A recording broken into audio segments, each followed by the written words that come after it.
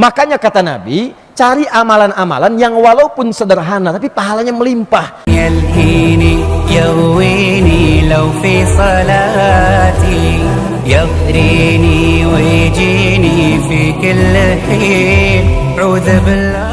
Keanehan yang paling ajaib, banyak dosa pengen ke surga, surganya Firdaus. Sedangkan Quran mengatakan Nabi Adam salah dikit keluar dari surga. Anda ngaku dosa banyak pengen masuk, gimana ngapusnya? Kan kombinasinya harus sesuai. Ke surga itu amal soleh. Dalilnya apa Ustaz? Kalimat surga pertama Al-Baqarah ayat 25 paling kanan sebelah atas di mushaf.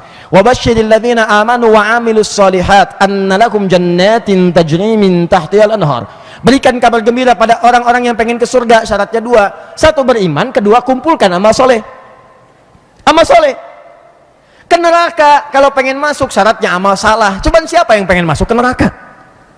Yang aneh itu nggak pengen masuk tapi ngerjakan amalan yang bisa memasukin ke situ. Itu amal salah.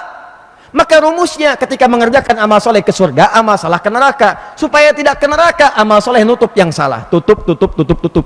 Makanya kata Nabi, cari amalan-amalan yang walaupun sederhana tapi pahalanya melimpah. Itu yang disebut dengan sedekah jariyah. Apa diantaranya? Kata para ulama, nih baca Quran.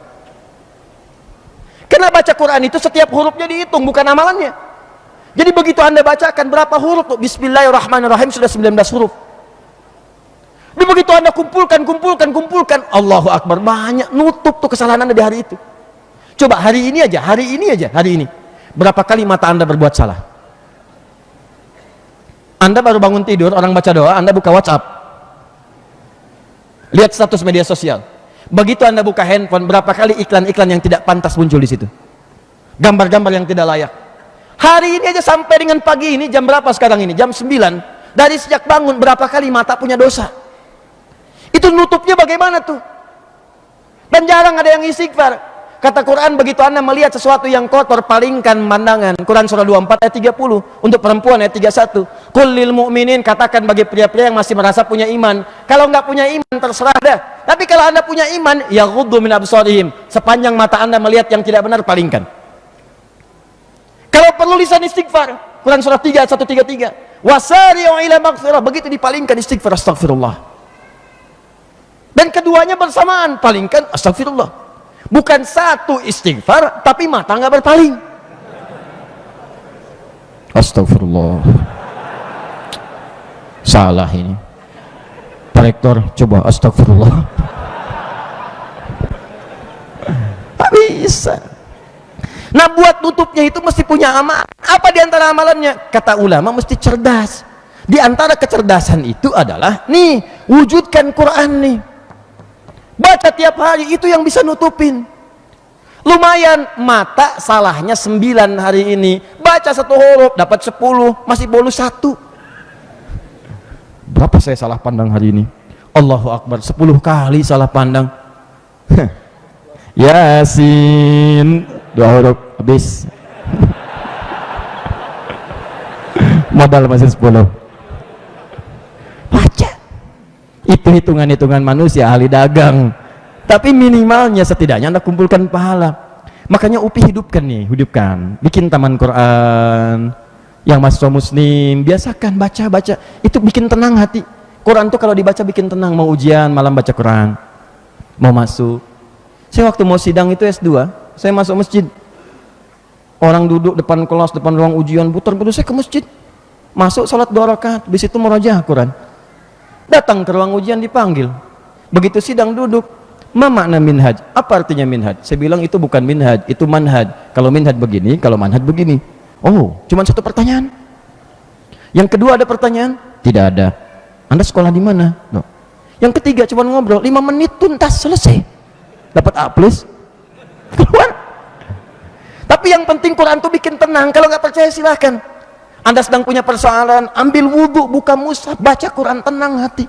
Walaupun solusi belum muncul, tapi hati tenang. Coba bandingkan dengan sekedar bikin status. Apa selesai masalah? Tidak. Dapat soalnya nggak menyenangkan, bikin status. Memang kayaknya dosennya tidak mengerti aku. Enak aja. Apa selesai masalah? Tidak. Hidupkan suasana itu, ayo perbanyak, baca, baca, baca. Dulu saya aja yang sekarang masih 35 tahun, masih kecil tuh kerasa. Banyak taman Quran. Taman Quran tuh banyak di masjid, maghrib, habis semua, suruh ke masjid. Rumah TV mati, baca Quran, taman Quran banyak. Oh sekarang ini orang bikin taman Quran, Anda bikin taman Dilan.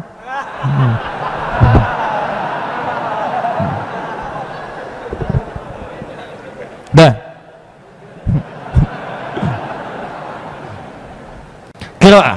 Qiraah. Orangnya disebut apa? Qari. Jadi minimal, ayo hidupkan. Nanti insya Allah lingkungan akan terbantu, tenang, nyaman, dan pahala banyak. Tapi poinnya adalah, qiraah itu masih level pertama. Levelnya untuk mengenal Al-Quran. Kalau sudah bisa baca, pindah kelas, jangan bertahan di situ.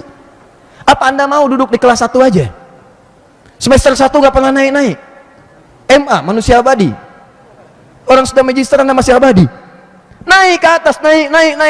Level yang kedua disebut dengan tilawah.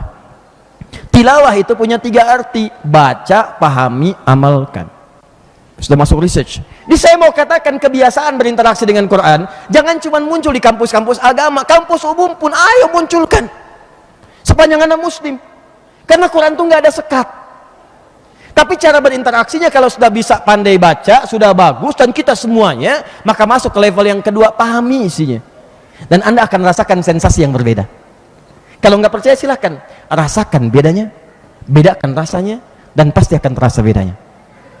Anda biasa baca, wadduha, waddaini idza saja, ma wadda'aka rabbuka wa ma qala. Setelah itu masuk level yang kedua, tilawah, baca terjemahannya, pahami isinya, maka tiba-tiba Anda mendapatkan ketenangan dalam jiwa. Kata Allah, hei, kamu jangan gelisah, aku akan selalu bersamamu. Dalam keadaan suka, aku perhatikan kau.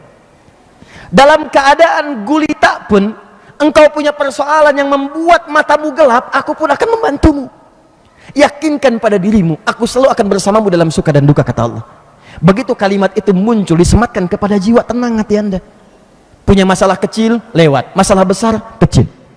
Tilawah namanya. Dan saya contohkan pada teman-teman mahasiswa di sini ya, dan teman-teman umumnya, siapapun yang ingin menggali. Lihat sini, tidak pernah ada mahasiswa muslim di masa lalu, bahkan yang belajar umum sekalipun, kalau sudah lewat level qiraah, maka mereka akan mencari ayat-ayat tilawah yang terkait dengan bidang-bidang yang mereka sukai. Contoh, pernah dengar namanya Jabir ibn Hayyan?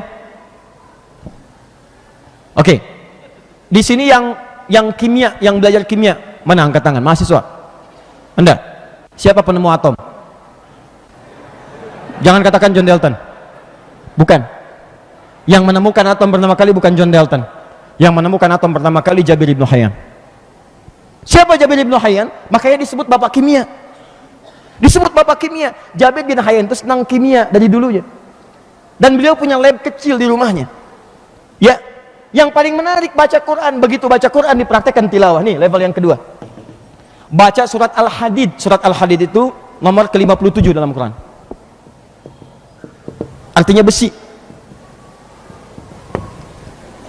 Dibaca sampai ke ayat 25, 26. Begitu ayat 25 pertengahannya, penasaran, dibawa ke rumahnya, kemudian diurai oleh beliau sampai menemukan struktur atom yang paling kecil dia. Disimpulkan di situ. Sampai sekarang, kalau Anda perhatikan, nomor atom itu tidak akan terkait dengan yang lain-lain kecuali dengan ayat ini. Ayatnya 25 sampai dengan 26. Bukan karena atomnya Fe namanya? Ferum, F besar, E kecil? F besar, E kecil. Bukankah nomor atomnya 26? Bukankah dia punya isotop 4? 55, 56, 57, 58. Bukankah yang paling stabil 57? Nomor atom 26, isotop yang paling stabil yang menyangga atomnya 57. Surah 57 ayat 25 sampai 26. Jadi begitu caranya, keluarkan ayatnya, keluarkan. Anda tuh duduk di kelas apa?